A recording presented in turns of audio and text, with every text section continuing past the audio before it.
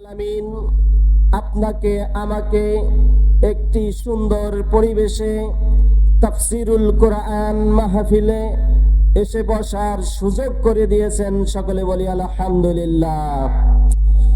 সেই সাথে দরুদ ও সালাম সেই মহান মানবতার মুক্তির দূত সাইয়্যিদুল মুরসালিন, যিনি 23 বছর জিন্দেগিতে ইসলামের দাওয়াত প্রচার করেছেন, প্রসার ঘটিয়েছেন, নিজের জন্য কিঞ্চিত পরিমাণ চিন্তা করেন নাই।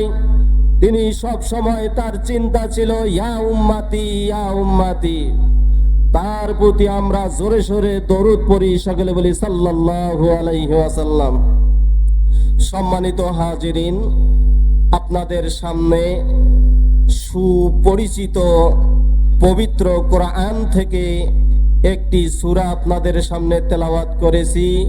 সূরাটির নাম হলো সূরাতুল ফাতিহা। সূরাতুল ফাতিহা, এই সূরা ফাতিহা আপনাদের সামনে তেলাওয়াত করেছি। এই সূরা আপনাদের সকলেরই পরিচিত।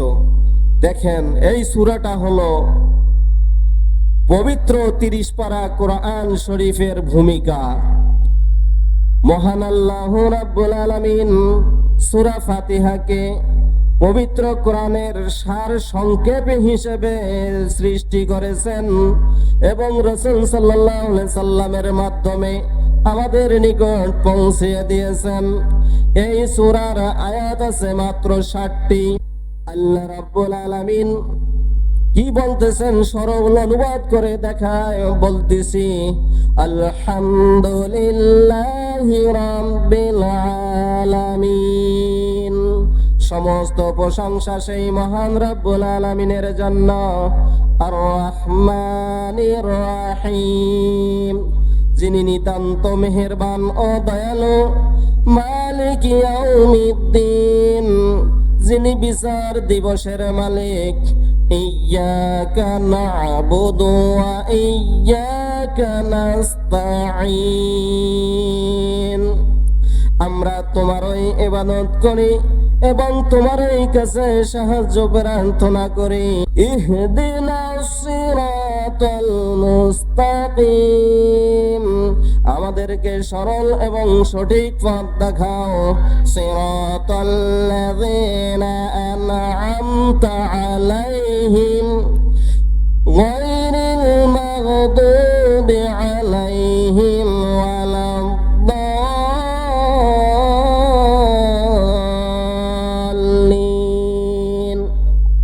তাদের পথে আমাদেরকে পরিচালিত করো যাদের প্রতি তোমার রহমত রয়েছে, যাদের প্রতি তোমার সাহায্য রয়েছে, যারা তোমার পথে নিজেদের জীবন বিলিয়ে দিয়েছে, তাদের পথে আমাদের পরিচালিত করো।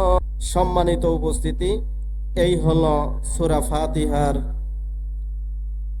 সরল অনুবাদ।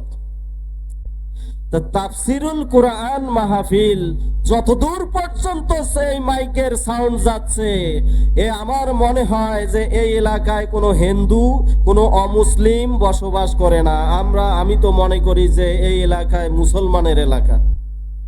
আমি এখন আপনাদের সামনে যে তেলাওয়াত করেছি সূরাটি, এই সূরাটির একটু ব্যাখ্যা করে আপনাদেরকে বোঝাতে চেষ্টা করব ইনশাআল্লাহ।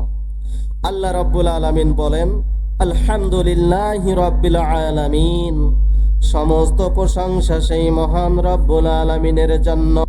আর রহমানির রহিম, যিনি নিতান্ত মেহেরবান ও দয়ালু। তাহলে আলহামদুলিল্লাহ, সমস্ত প্রশংসা সেই মহান রব্বুল আলামিনের জন্য, যিনি রব্বুল আলামিন, সারা জাহানের রব। রব মানে কি? প্রভু। রব মানে হুকুমদাতা, রব মানে বিচারক, রব মানে আপনার পালনকর্তা, রব মানে আপনার জন্ম থেকে মৃত্যু পর্যন্ত, তার আগে যত কিছু আপনার সেবা যত্ন করতে হয় সব কিছুর হুকুমদাতা মালিক হলেন তিনি, যিনি রব।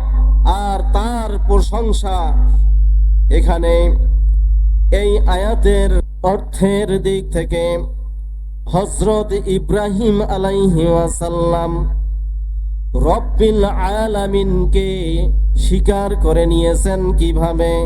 যখন ইব্রাহিম আলাইহিস সালাম যখন বয়সে জ্ঞান হলো, যখন সবকিছুই বুঝেন, তখন তিনি বলতেছেন এরা যে মূর্তি পূজার করছে, নমরুদ যে হুকুম দেয় নমরুদের গোলামি করার, এরা তো কেউ খোদা নয়, খোদা নিশ্চয় একজন আছে।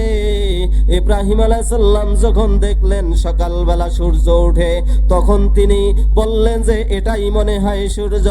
যখন সূর্য সন্ধ্যার সময় অস্তমিত হয়ে যায়, তখন তিনি মনে করলেন যিনি সৃষ্টিকর্তা, যিনি আমার খোদা, যিনি আমার রব হতে পারে, তার মৃত্যু হতে পারে না। তখন যখন রাতের মধ্যে চন্দ্র আকাশে উদিত হলো, তখন ইব্রাহিম আলাইহিস সালাম মনে করলেন যে এটাই মনে হয় আমাদের সৃষ্টিকর্তা।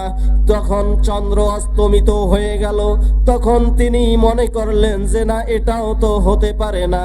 তারপর যখন দিন আসলো, দিনকে মনে করলেন খোদা। এরপর যখন দিন অতিবাহিত হয়ে রাত এসে গেল, তখন তিনি মনে করলেন যা না, দিনও খোদা নয়, রাতও খোদা নয়, তাহলে আমার খোদাকে, যিনি সারা জাহান, সূর্য নক্ষত্র, এই পৃথিবী আকাশ বাতাস, দিন রাত্রি চন্দ্র সূর্য যিনি পরিচালনা করেন, তিনি হলেন একমাত্র খোদা। এ কারণেই তিনি বললেন ইন্নী ওয়াজজাহতু ওয়াজহিয়া লিল্লাযী ফাতারাস সামাওয়াতি ওয়াল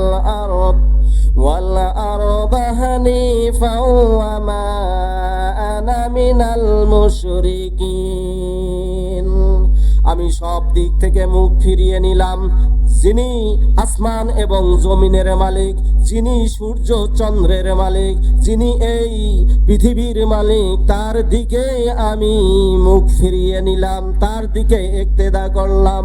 হযরত ইব্রাহিম আলাইহিস সালাম একাকী, তার কোনো শিক্ষক ছিল না, তার কোনো ওস্তাদ ছিল না। তেনার নিজের বিবেক অনুযায়ী তিনি চিন্তা করতে থাকলেন যে যিনি সৃষ্টিকর্তা, তিনি, তার মৃত্যু হবে না, যিনি আমার মালিক, তার কোনো কি অস্ত যাবে না, ক্ষতি হবে না, তার ক্ষতি কেউ করতে পারবে না। এত বড় বিশ্বাসী ছিলেন। এই কারণেই তো আল্লাহ রাব্বুল আলামিন হযরত ইব্রাহিম আলাইহিস সালামকে মুসলমান জাতির পিতা হিসেবে স্বীকৃতি দিয়েছেন। সুবহানাল্লাহ। এখন আপনি যদি একজন মুসলমান হন, আর যদি আপনি আপনার জীবনের সবকিছু আল্লাহর নামে বিলিয়ে দেন, তাহলে আল্লাহ রাব্বুল আলামিন আপনাকে কি পুরস্কারটা দেবেন আপনারা জানতে চান? বলবো কি?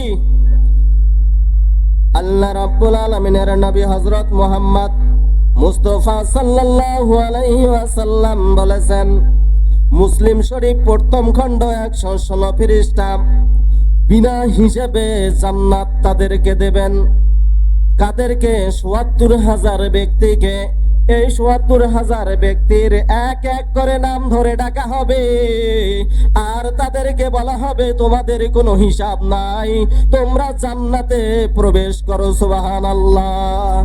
তাদের গুণ রয়েছে 4টি। কয়টি? তাদের গুণ রয়েছে 4টি। আল্লাহকে এত বিশ্বাস করে, তারা রোগের কারণে গলায় তাবিজ ব্যবহার করে না, 1 নম্বর। 2 নম্বর হলো অনেকে কান ফুরিয়ে দেয়, নাম রাখে পচা। রাখে না? না রাখে? রাখে। কান ফুরাবে না রোগের কারণে। 3 নম্বর হলো রোগের কারণে কপালে দাগ দিবে না। আমাদের গ্রাম্যগঞ্জের মা বোনেরা সন্তানের যখন জন্ডিস হয়, রোগ হয়, তখন কপালে দাগ দেয়, দাগ দিয়ে পুড়ে ফেলে এই কপালটা।